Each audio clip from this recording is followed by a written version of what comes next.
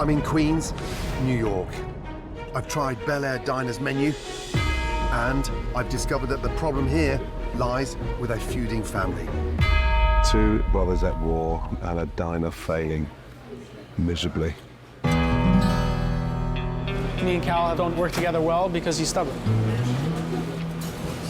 I do think that people see me as like lazy. You know, they can think what they want. You know, I can run circles around people. Hello. Are you Peter? Peter. You okay? You look a little bit surprised. You all right? All right. Why are you saying all right?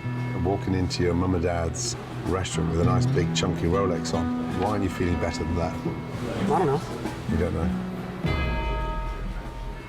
Let's deal with the elephant in the room. Why aren't you in this business working hand in glove with your brother? I don't feel like I'm respected as a brother. Are you unappreciated here? I feel I am, yes. Yeah. You've got interest elsewhere now with your fiancée, working hard for her business. Yes. Have you given up here? I don't think I've given up here. No. You love mum and dad? Of course. Mum and dad busted their ass off to get this thing. Now, for the next stage in their life, they should be taking a back seat, and the two siblings should be running this place. How does it make you feel when you see them chained to this restaurant still at their age? It's... Do you feel guilty? Yeah. But I think deep down inside you want to fix this place, don't you? Mm-hmm. Continue mum and dad's legacy. And right now we seem to be embroiled in a mess. You guys are on different islands. There's no respect. Do you love your brother? Oh my God. Sorry. Of course. And this diner's been in your family for a long time. I would love for it to stay that way. And there's only two individuals who are going to make that possible. That's you and your brother. Cal, 2 seconds. I want to get some fresh air. But what I want to see tonight is both you running this place. I want to see it in operation, okay? See you shortly. Oh, boy. I think the tension between me and my brother is a big issue. But going forward, hopefully our relationship gets better, but you never know what's going to happen.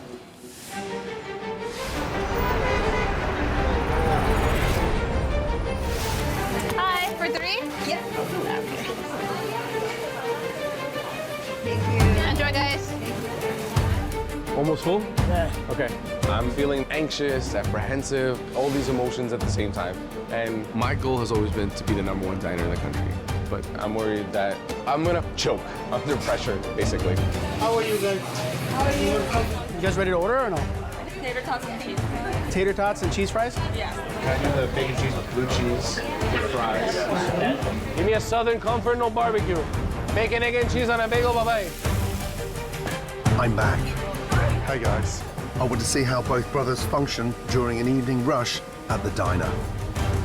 Cal, that carnitas bowl wants a Riverview instead. Give me a Riverview, Chris. Just show me that Let me one just there, throw this please. out. What is that? Medium rare. Medium rare. Oh. Is this what you opened 25 years ago? This? No. No.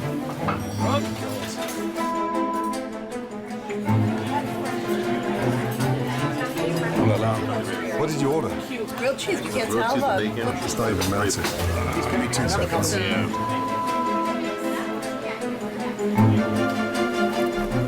Cal, grilled cheese. It's not even grilled. Do you know what I mean? I'm at Basel 46 in New Jersey. I've tasted the food, and now I want to meet the owners. How you doing, sir? Hey. How's everything, Steve? Oh, Steve, Gordon, good to meet you. Hey, Sandy. Hi, how are you? Very well, thank you. How are Nice you? to meet you. Just want to catch up quickly. First of all, when I came in, I couldn't even get hold of the menu. We haven't finalized our menu yet. The chef changes his mind every minute. This business is 6 months old. How on earth do we find ourselves in this situation? We know how to do small size. Small size, it's more manageable. We took on a big project, and it's just getting too far out. I thought we were getting to the next level doing this. We have 3 kids at home, a daughter in college. I wasn't prepared for this. I thought this was going to be a home run. So what are we losing per month? I think $15,000, 15 to $20. This business is hemorrhaging money from somewhere. Yes. The kitchen's sucking me dry. I mean, how many staff have you got? What's the head count? There's 5 on the line itself. That's a lot. 4 plus Bobby. What does the exec chef cost a year? What are you paying him a year? $100,000.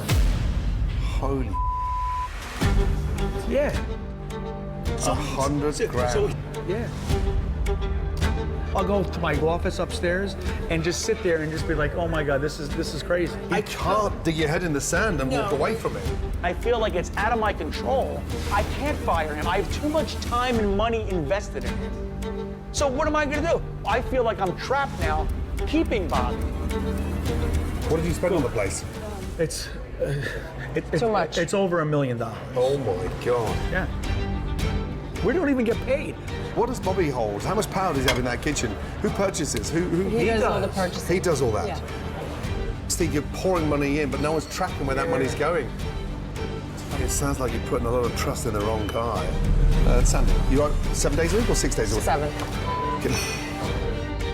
I miss being able to just go and be with my kids and spending time with my kids. So it's a little tough. There's some real basic flaws here. I've fallen off. I know I have. We've just opened. Right, let's have a chat at the back. I need to meet the chef and senior staff of this restaurant. So you're the manager? Yeah. To find out what's going on. Bobby, we need you. Gordon nitpicked everything that I sent him. That's my food.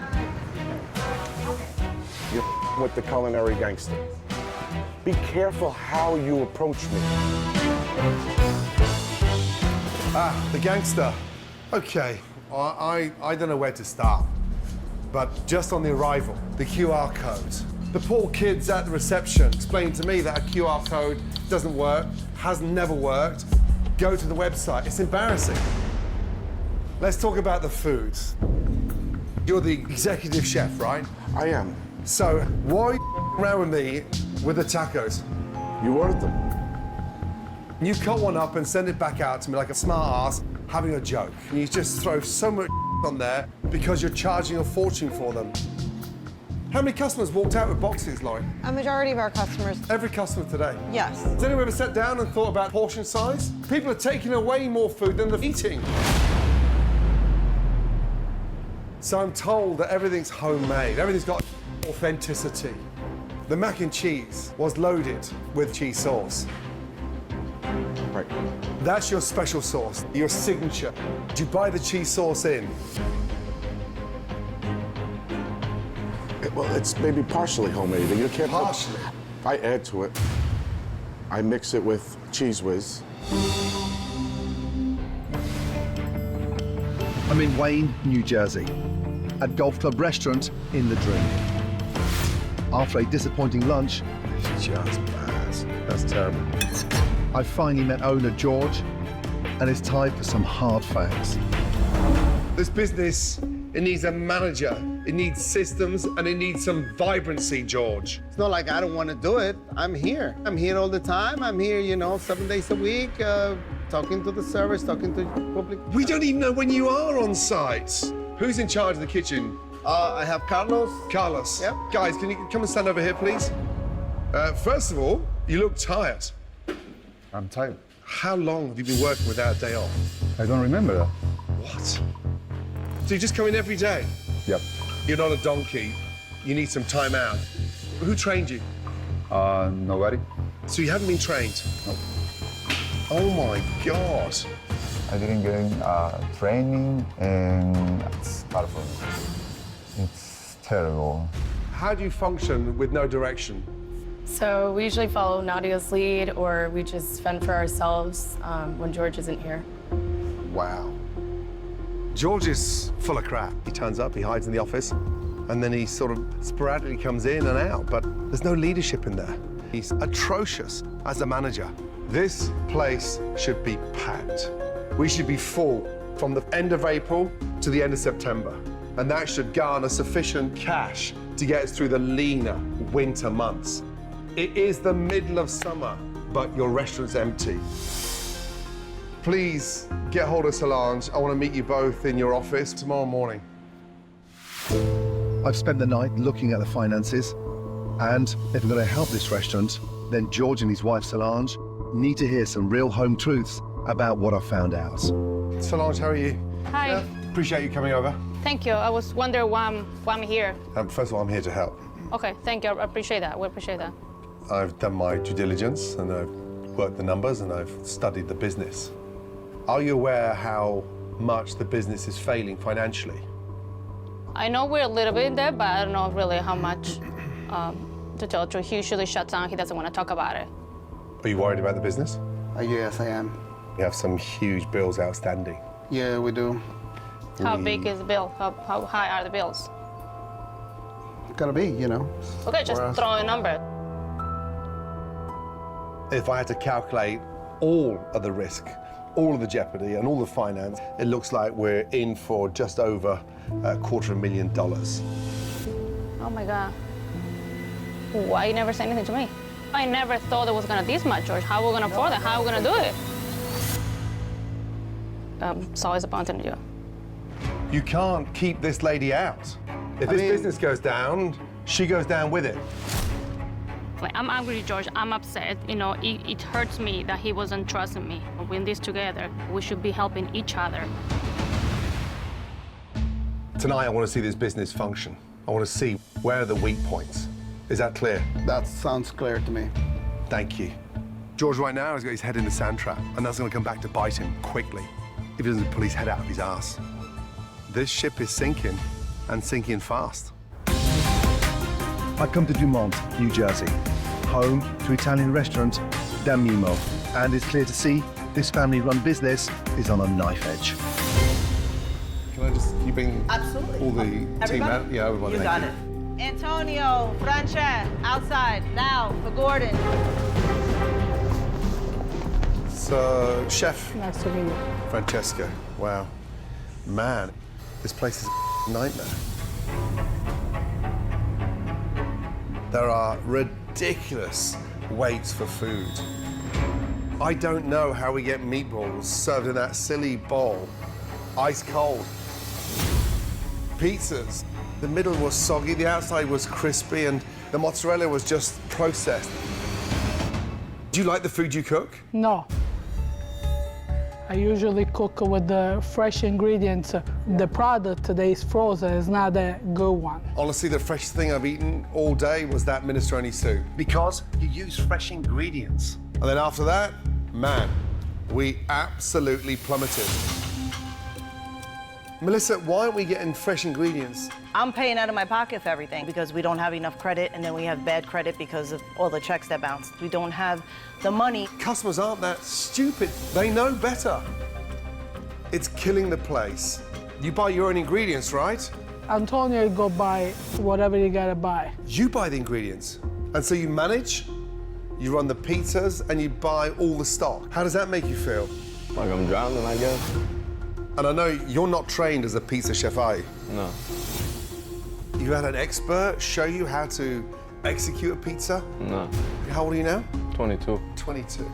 As if the kid needs any more pressure. Melissa, what the are you doing? We're $500,000 in debts. We haven't got $1 in the cash register, a chef cooking frozen ingredients, and a young kid at 22 is shouldering the responsibility of the entire family. I am overwhelmed. I know nothing about this. I'm in charge of things I've never been in charge of, and so I don't even know the starting point. Can I have a word with Mum and son? Can you guys give me 2 minutes, please, in the kitchen? Sit down. Boy, we've got our work cut out. What the hell is going on? Help me out. I don't know. I sit here and I literally go in circles and say, what are we doing? What are my options? What do I do? Do I just stop in my tracks and just close the doors and go, we're done? There's not a light at the end of the tunnel. This stresses me out more than going in line of duty. We don't have enough people coming in here. You doing outreach to the community? How are we tapping into the locals? Word of mouth, I guess, is the top. But you got brothers on social media. One of them's got millions of followers. What does he do to support the restaurant socially? Every once in a while, he'll post once a week? No, on a blue moon. Vincent's a little selfish because it's always about what Vincent wants to do on Vincent's timing. So it's almost like he'll throw us a bone sometimes. So I stop asking. Does he understand the jeopardy? Yeah, but I don't know if he really cares about it. I'm not sure. He's your brother, for God's sake. Yeah. Vito and Vincent. I want to meet them later. Okay. Yeah. Yep. I'm at the Juicy Box in Brooklyn, New York. Yesterday, I saw firsthand how owner and manager Q has completely mismanaged this once popular Haitian restaurant. I now need to talk with Zappy, Q's sister. She's supposed to be Q's helping hand, but it seems like she's causing more issues than she's solving. Zappy, Yeah, how are you feeling? I feel good. You feel good? Yes, how are you? I'm pissed off. I know. I'm upset for your father right now. Your dad's a hard-working man. He's busted his ass off to get what he's had. He comes in here and it's all sort of fun and games. What about your role? How do you define your role? I'm just a helping hand. I may help out here and there, but that's pretty much who I am, what I do. Most of the time I'm hanging out here. Sometimes I'm working, sometimes I'm not. I'm the vibe. I keep the juice flowing. I drink, I party. Are you enjoying the partying more than you are working? Yeah. I've gotten comfortable with it. I don't want to see any of that also working. I can't wave a magic wand. On top of that, your father's hurting. There's a lot of money at stake, and we need to start turning this place into a profit. Yeah. Are you with me? Are you in or you're out? Yes, I'm standing 10 toes with you. I need that voice. And above all that, it's about actions, okay? If this place wasn't owned by your father, you would be out of a job 2 years ago. Yeah. You know that? Yeah. Oh, God.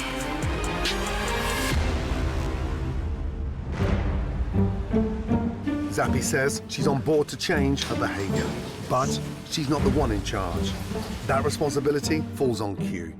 I need to see if he actually has what it takes to be a restaurateur, or if I have to tell his dad it's time to cut his losses so he doesn't take the other businesses down.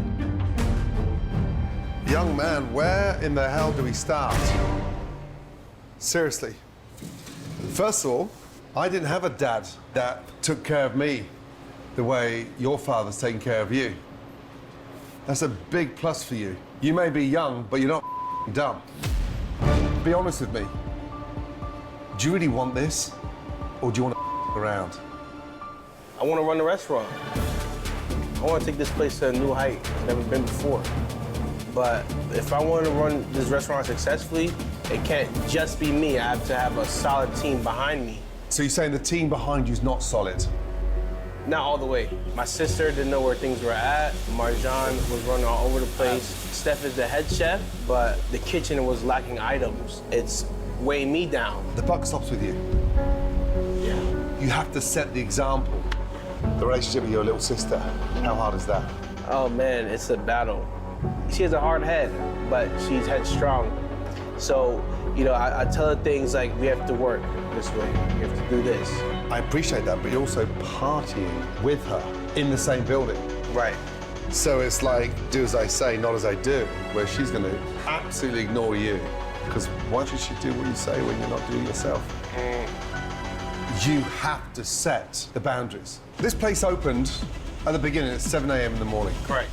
We're now open at 2, and all of a sudden, we're not even enjoying any early morning customers. And starting your day with a shot. This place is a business, okay? It's not a party house. Jeez. And the sad news is, and he hasn't told you this yet. Yes. But you've got 60 days. Saugerties, New York. At Love Bites, it's not just this restaurant that's close to collapse. Owners Chris and Tess's relationship is also at breaking point. I need my bar tickets. Yep, you'll get it when I send it. Just like you send in your tickets when you want to. Time to find out if the food is lacking in love too. This is our spicy breakfast salad. Thank you.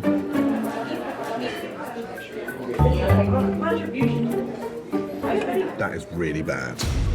Also, there's just not even seasoning. Those eggs are terrible. Terrible. I need a bun for Gordon. Yes, hoagie roll. Here. Fresh? I need a fresh one. Let me grab another bag. 3-day-old bun for Gordon. Oh, is everything? It's just not really seasoned, it's just bland. You think $16 for that, it's a high price for some very bad scrambled eggs. This place is full, right? It's got to show a little bit of care, right? 100%. You have to cook with love. Well, love bites if you don't cook with love, right? All right, Chris, Gordon said that there's absolutely no seasoning in the spicy breakfast eggs. Great. I don't know what else to say. These dishes have been sitting up here. What do you think's gonna happen?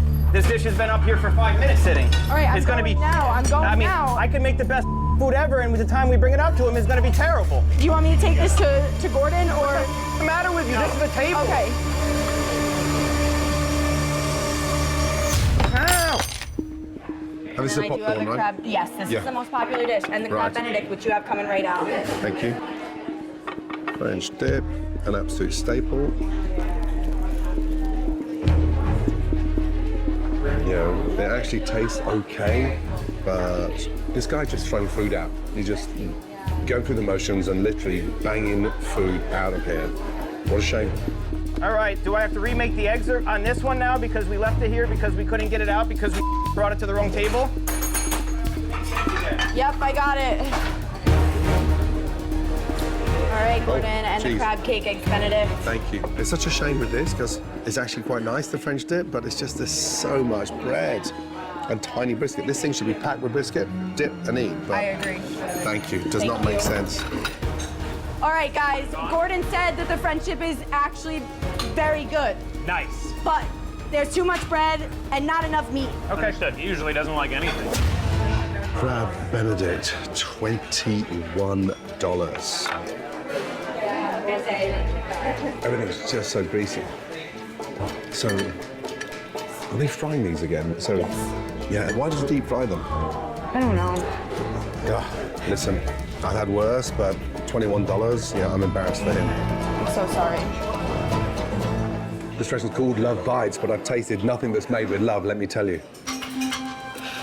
After the conflicts and stress I've witnessed in the restaurant today, it's time for me and Tess to have a talk. Oh boy. First of all the screaming. Who's he shouting at? Mostly me.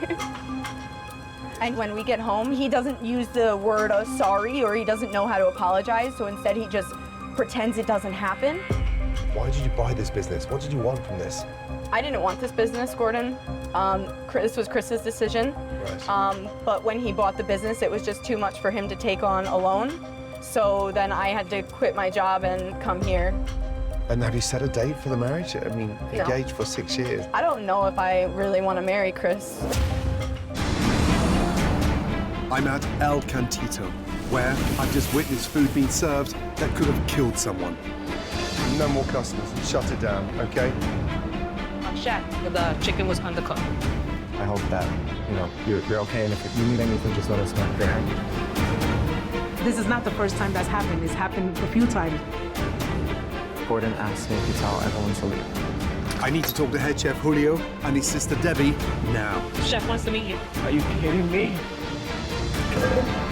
To figure out what the hell is going on, because this place is a total nightmare. Hey. Hey, Chef. It's Julio. Yes. How are you?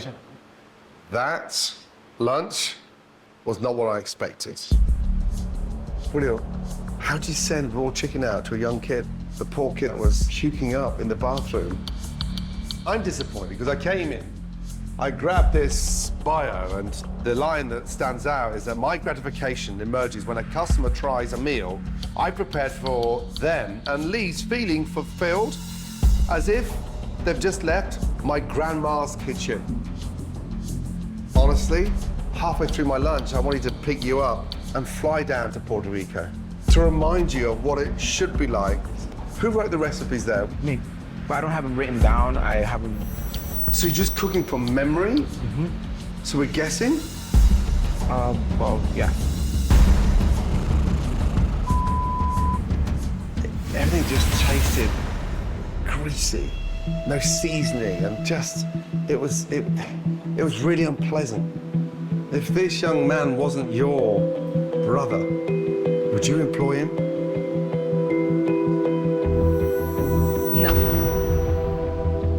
My brother has has a passion for cooking, and I believe in his food. And we had it. We had it there at the beginning.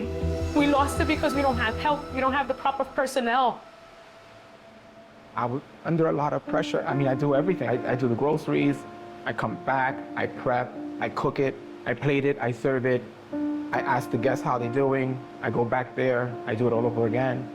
And every day. He's tired just like I am. I come in here, I sweep, mop, you know, and have a second job because I have another job, so. Do you have a second job? Yes, I do. Yeah. I work for... Does that money come into the business? Yeah. I had no idea we were this far down the ladder. And the one ingredient I'm missing most, do you know what it is? Love? Love. The one ingredient you can't buy. When you don't raise those standards in that kitchen, it just disappears. It's hard to help a chef that's given up. I'm here to help. Do you want to be here? Of course I want to be here.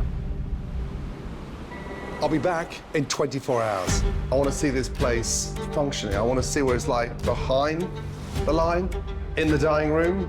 I want to have a look at where the cracks are. Try to put some passion into it. Would you please? Yes, I will, Chef.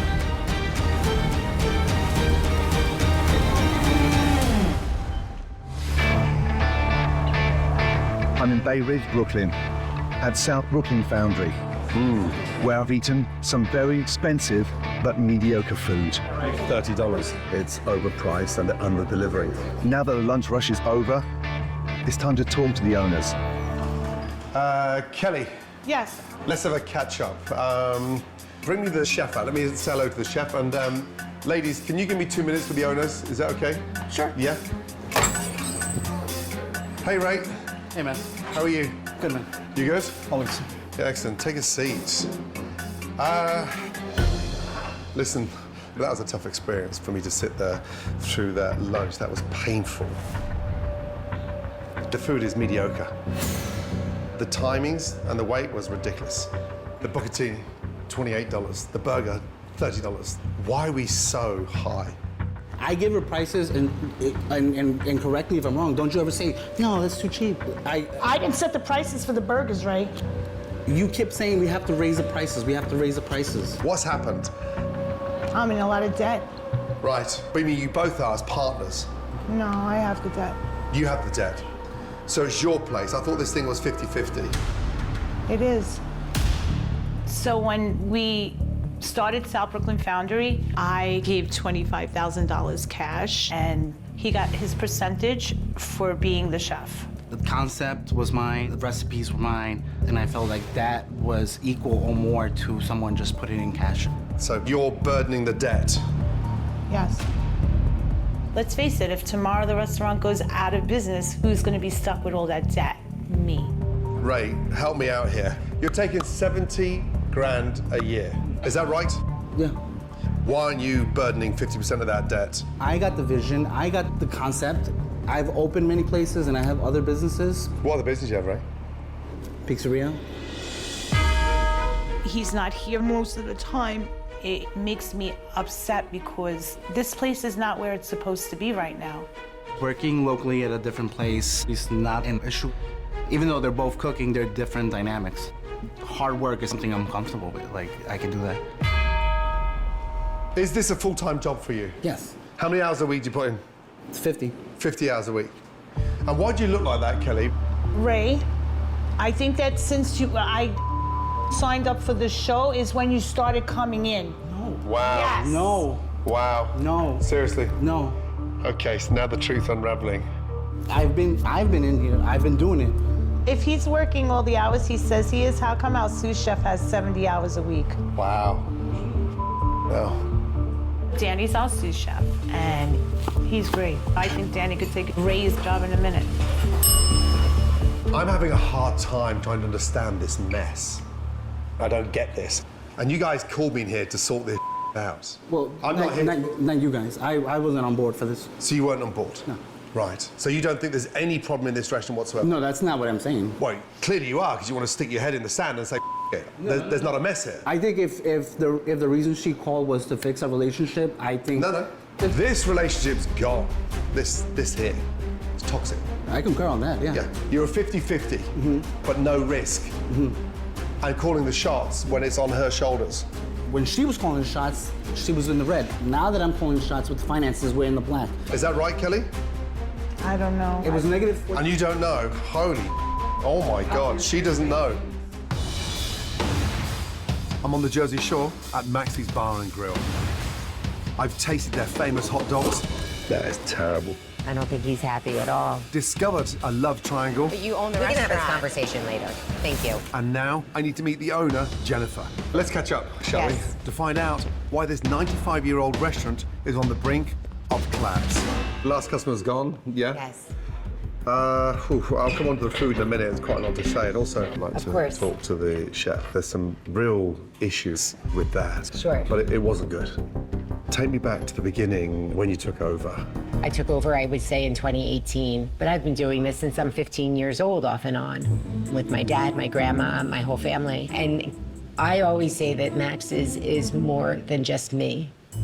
It is part of this history of Long Branch. It's part of the community. People come to me and said, my dad's last meal was a Max's hot dog. I put a Max's hot dog in my dad's coffin. That means something to me. The dogs. Why were they so dry and salty? Why were they cracked and dry? Our hot dog has been a staple here for 9.5 decades. Wow. And I'm not quick to change. Wow. That's not good enough. I also think Jake, it's my ex-husband, I don't think that he's purposely make things bad, but I think that he lacks passion. I think that he's just lost something along the way. Why would you keep him here? He agreed to, hang in there for the kids, but not as a married couple, I guess you could say.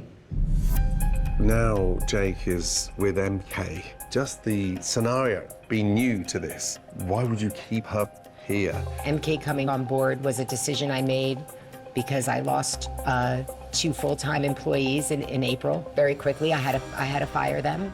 And I don't know if I made the best decision. She's not a very good communicator. I can't sit and have a level-headed conversation and get my point across.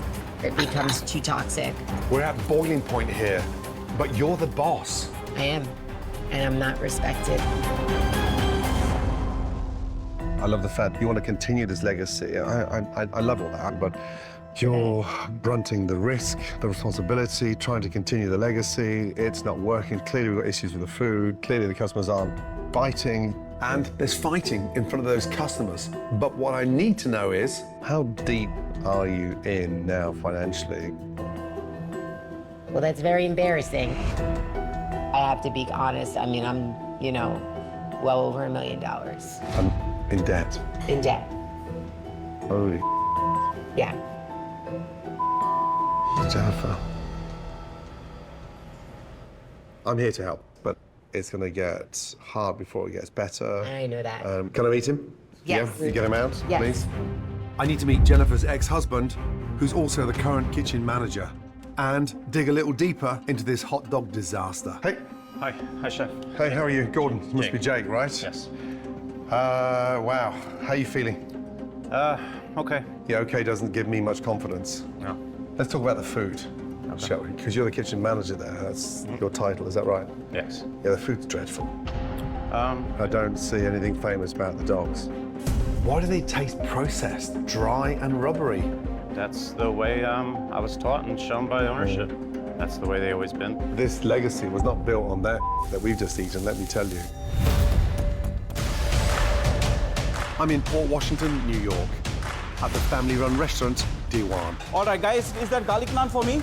I've tasted what's on offer, and now it's time for an honest chat with husband and wife owners, Bobby and Margaret. Bobby, sit down, please. Margaret, please sit down.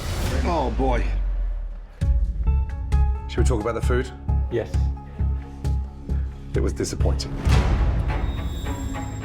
Why do you think that? I didn't expect a hummus on here. You don't serve hummus with lashings of vegetable all on top.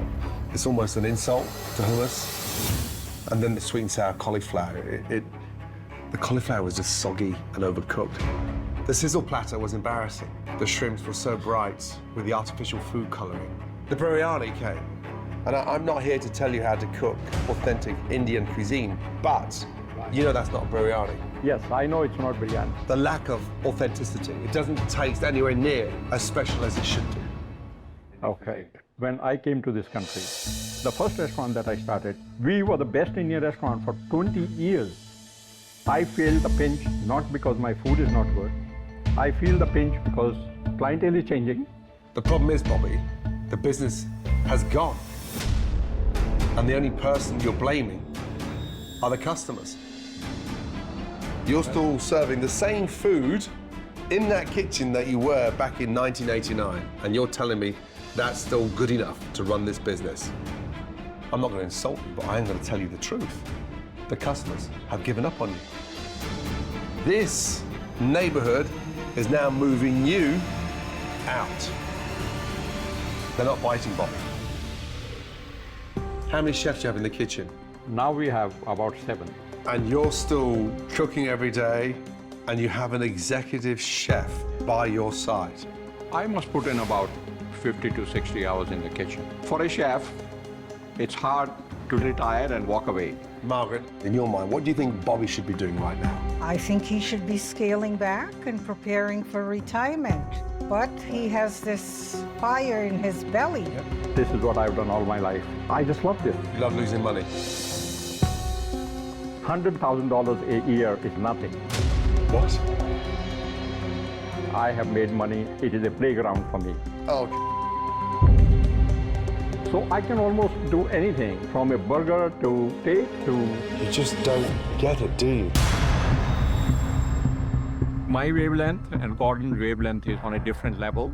I know I lose money. I lose thousands of dollars, but I think since it's my place, I can feel free to experiment. You've tried so many concepts, they haven't worked. And the level of confusion is off the charts. Fundamentally, and if I maybe tell you, then you can tell him later, Mr. Concrete Head. Nothing's changing in here. And putting money into it, whether it's 30,000 or 100,000, is an obvious sign it needs to change. I don't think Bobby is closed to suggestion. But I don't think Bobby will take his advice very lightly. And I can't wait to see how Mr. Stubbornhead operates this place. Okay. Thank you. Bobby's one of those die-hard, thorough Indian chefs that came over here in the 80s and really helped put Indian cuisine on the map, especially in this neighborhood. And he thinks by adding 100 grand, 200 grand every year to keep this place open, he's still doing a good job. That is a sign of a delusional, stubborn chef that cannot see the wood for the trees. And more importantly, has never let go.